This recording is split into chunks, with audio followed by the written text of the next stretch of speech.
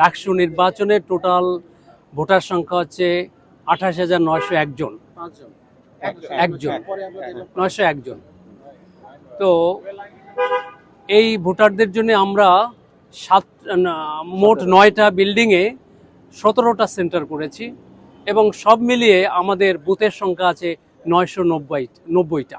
সুতরাং আমি মনে করি এটা যথেষ্ট সংখ্যক বুথ করেছি এবং আমাদের যারা ভোটার তাদেরকে দাঁড়িয়ে থাকতে হবে না, খুব সুন্দরভাবে।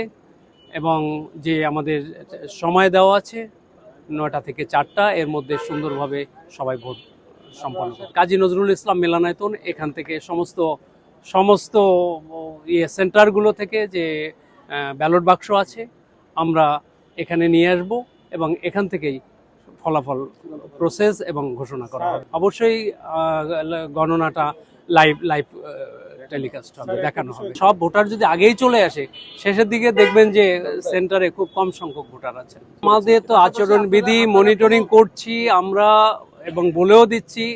এখন এই বিষয়গুলো যে স্বতঃস্ফূর্তভাবে উৎসবমুখর পরিবেশে শুরু হয়েছে এবং এখানে আপনাদের রোলও কম না।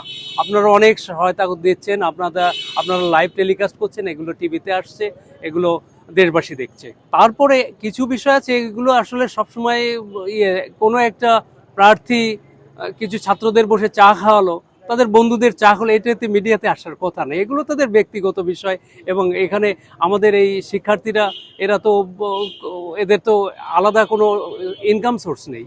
সুতরাং এরা যেভাবে করছে ওদের লিমিটেশনের মধ্যে, বাসা থেকে যে খরচ দেয় তা থেকেই করছে।